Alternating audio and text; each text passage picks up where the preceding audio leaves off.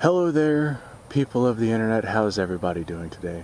I'm doing alright, thanks for asking. It's getting a little warm out here today, but I'm still bound and determined to go ahead and come to the range and make some videos. So, of course, this video is inspired by me and a buddy talking.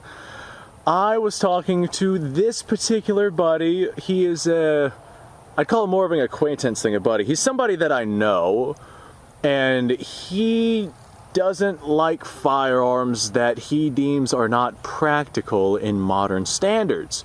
So all of your old school, military surplus firearms, all of your more obsolescent designs, he is just 100% not interested at all in those. And well, it goes less with that. He's more so only interested in the new top of the line equipment. Like, he's not even interested in your old M16 style rifle. He's not interested in the Beretta 92S anymore, just because the U.S. adopted some newer, more. I gotta choose my words here very carefully because the Beretta 92S has a very, very strong following behind it. He wanted something that was, I feel like I should close my mouth before my foot gets inserted inside of it. He is more interested in the next stage of weapons development and the equipment that is going to be replacing everything that has already been replaced. He is only interested in basically your futuristic technology and whatnot. He's not interested at all in anything that he deems as non-practical, because there's better stuff out there that can serve the same job and do it better. Now, I understand where he's coming from. By all means, I definitely get it. I disagree with what it is that he has to say, and the fact that I find these non-practical things to be not only entertaining but very interesting. The historical significance behind some of these things that he deems as not practical and completely worthless nowadays are way more substantial than the historical significance of what it is that we're seeing nowadays, at least at this current time. Who knows what the future is going to hold? Maybe, what we see nowadays is going to be basically, it's going to be what the black powder Kentucky rifle is to us now. I imagine technology is going to advance that far at one point or another, but it will be very interesting to see where it is that it actually goes. I doubt we'll see that in our lifetime, but it would be really cool if we did. So this right here is probably the most practical firearm that I own. I own multiple practical firearms, but I had to pick one that was just as practical as absolutely possible. This right here is my Romanian RH-10. This is an AK-47. The AK-47, as far as practicality goes, is probably one of the most single practical rifles that exists. The piston-driven system not only means a lot of reliability, but also very low maintenance is necessary. The external magazine means that you can swap out between 5-round mags like I have in this one because it's hunting season. You could go to standard capacity, you could go to 10-round mags, you could throw a drum in this thing. It all depends on the application that it is that you're actually wanting to perform with it. There's a scope mount on the side. I can mount a scope on this thing, which I've done on several occasions, to go ahead and touch out to a great distance. Most of them are chambered in 7.62 by 39, which is a very powerful round, definitely more powerful than the 223. I would definitely trust a 7.62 by 39 for hunting, your bigger medium game over a 223 round. The 7.62 by 39 just packs more of a punch because it's literally twice the bullet, speaking weight-wise. If I'm wanting to touch out to a further distance, I could get an AK-47 chambered in 5.45. Those are more than capable of touching out to the same distances as your 223 rounds. Or I could get myself, well, I could go on and on about the different things that I could get. Long story short, the 7.62 by 39 AK-47, especially with the availability of the 7.62 by 39 ammunition out there, the amount of aftermarket parts that you could get for this thing, I mean, you could build your own AK-47 specifically out of aftermarket parts. They're just such a universal design, and they're extraordinarily reliable, and you can do pretty much anything with the AK-47, be it defense, hunting, You could... People have shown repeatedly that 7.62x39 is capable of touching out to well beyond what normal combat distances are actually taking place at. You mount a scope to it for extremely long range, well, I say extremely long range, for way longer range than you would normally expect out of an intermediate cartridge, although 7.62x39 does drop like a rock. Like I said, you could get other chamberings, but for all practical purposes, we're going to go with the 7.62x39 because it is more than capable of handling what most situations are requiring. Now, if you had to pick a gun that you're going to use specifically for practical purposes, this right here would probably be the one that I would pick, because I can use the AK-47 here for literally every situation that I would find myself in. I have 5 rounds inside of this magazine. They're just full metal jacket rounds, but I can't come to the gun range and not lob off some lead, so let's just go ahead and set a few rounds down range. Why not?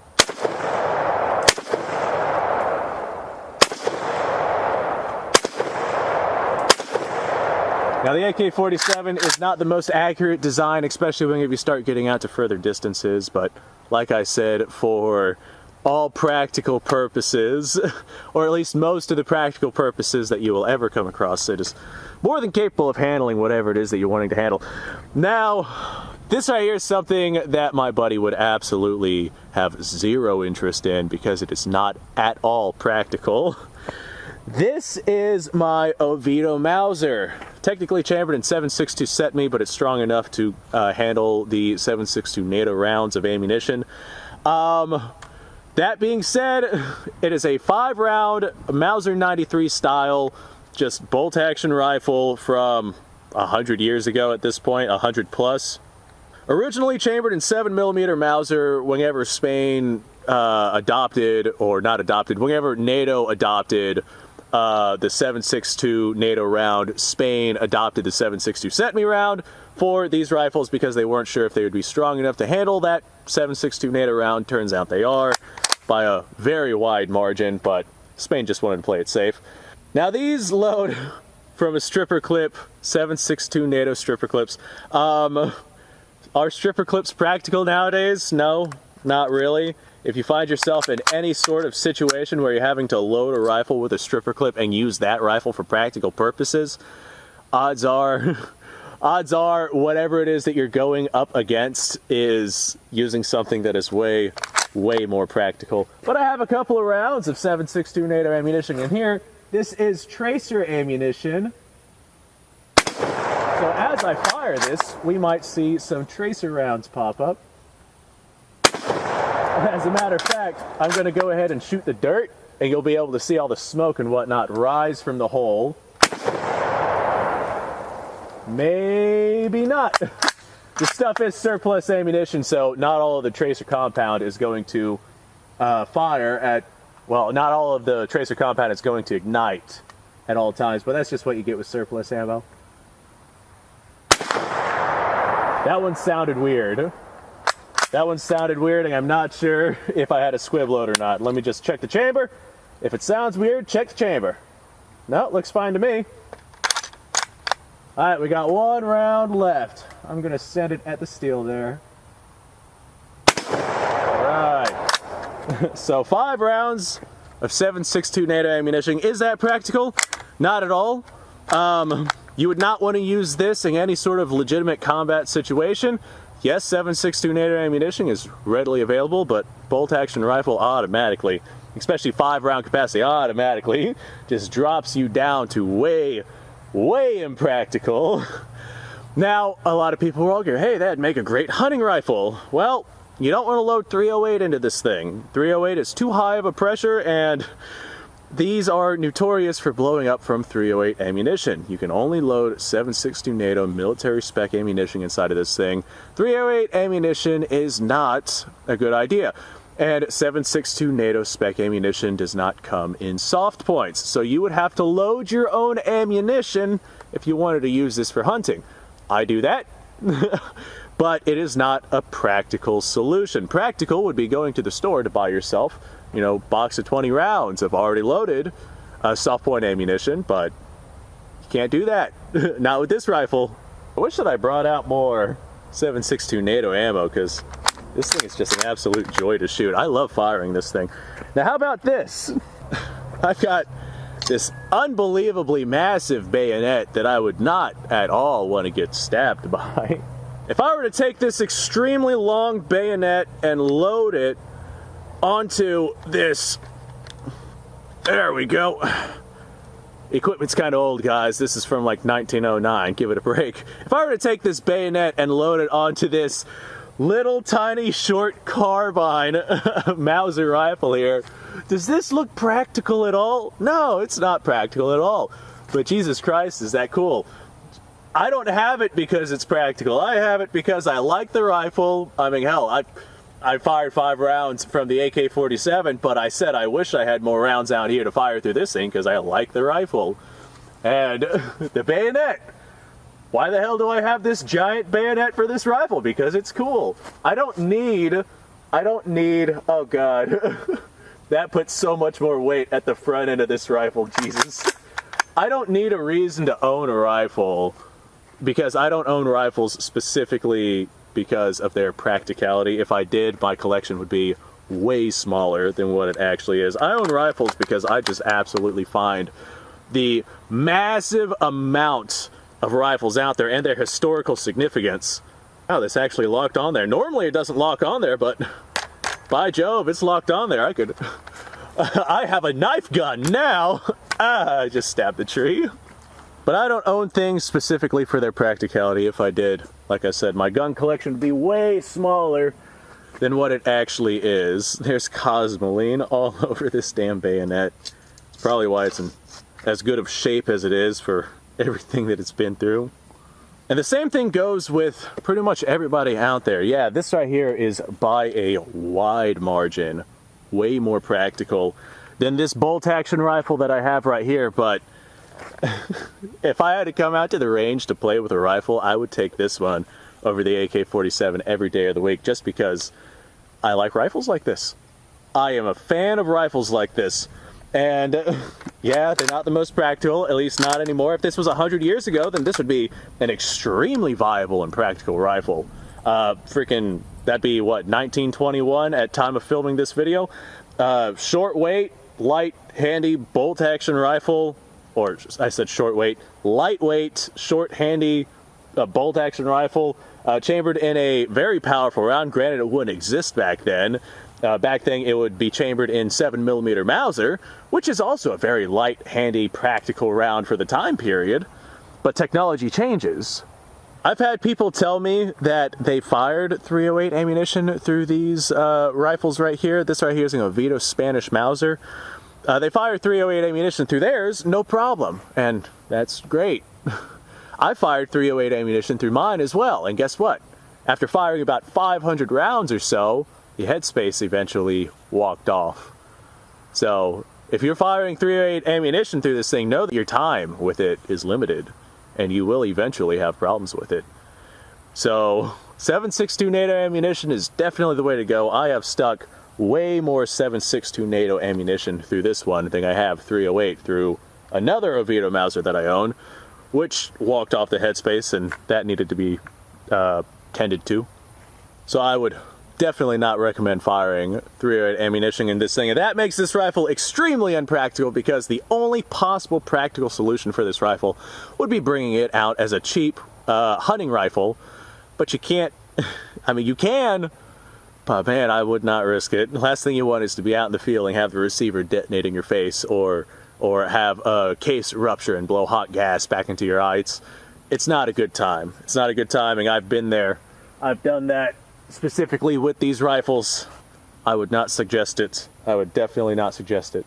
I think that this Oviedo Mauser is probably one of the most impractical rifles that I have, just because of the situation that it's currently in. Well, I guess the 6.5 Jap rifle is probably the most impractical, because 6.5 Jap is way hard to find, and well, I guess 6.5 Jap soft points are easier to find than 7.62 NATO soft points, because those just don't exist. So I don't know. I'm just kind of venting my thoughts at this point. I bet a lot of you will agree with me that you don't need a rifle I mean, you do need a rifle that's practical, don't get me wrong, that's why I have the AK-47, because I want a practical rifle. But I have a whole lot of rifles that I have just because I want to have them. I think they're cool, I think that they're fantastic and fun to shoot. I just prefer this style of rifle.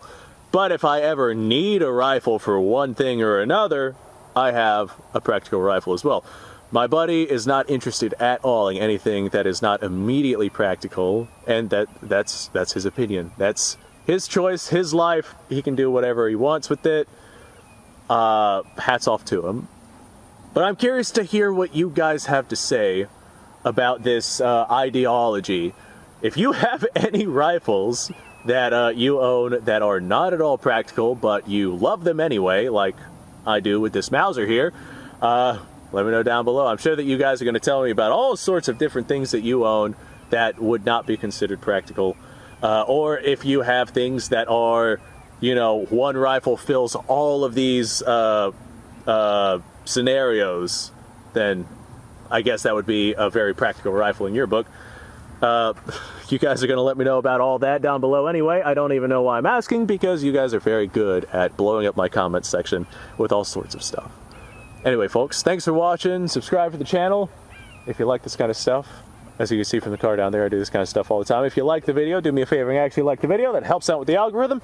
I'm going to clear this AK-47 while I do this outro. Yep, that is in fact empty. That is an empty AK-47. The link down below, or the description down below, has a bunch of links inside of it to all sorts of stuff, including an email sign-up list. Go ahead and go check that out if you are so inclined. Now, that being said, I might just go grab some more ammunition for this rifle, because that was a lot of fun. I need more 7.62 NATO ammo. I'm down to like my last 100-something rounds. I'm gonna stockpile 7.62 NATO ammo. This is, honestly, this right here might be one of my favorite bolt-action rifles. The stock. Look at the stock on this thing. It is just absolutely gorgeous. It's got tiger striping all over it. It's a beautiful stock. This is a stock worthy of hanging on a wall. It's a lightweight rifle, extremely lightweight. Man, I could lug this thing around absolutely all day. But the 7.62 NATO cartridge, I don't know how, I don't know why. I have other rifles that I fired that same ammunition from, but for some reason, from this lightweight rifle, somehow, the recoil is not that bad. I have several Mausers that have a rear leaf sight where the notch is just so tiny that I literally cannot see the front sight through it. But the notch on this one is just the absolute perfect size to where I can line up just right on target. The Mauser stripper clips let me load 7.62 NATO ammunition into this rifle very, very easily in comparison to like an Enfield or a Mosin, which have those rimmed cartridges. 7.62 NATO is a rimless cartridge. I just really like this rifle. It's one of my favorites. Why did I go onto a tangent spiel about this rifle? I don't know, but I'm happy I did. Thanks for watching, guys. I'll see you in the next one. You'll have a wonderful day.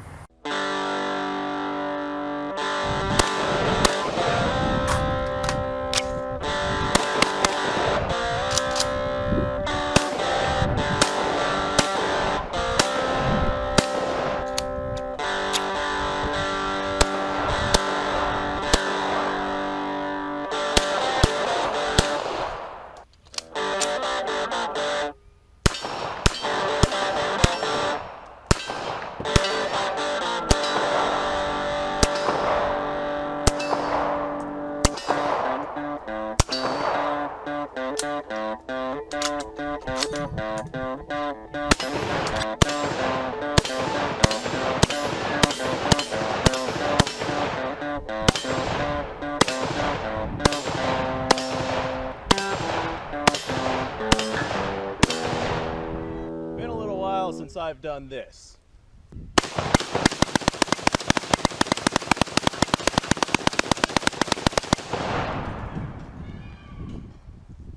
Bonnie and Clyde be damned.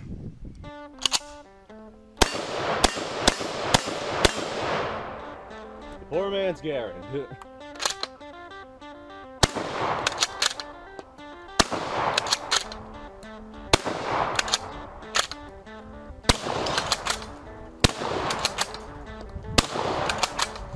Shame that bolt-action shotguns aren't more mainstream.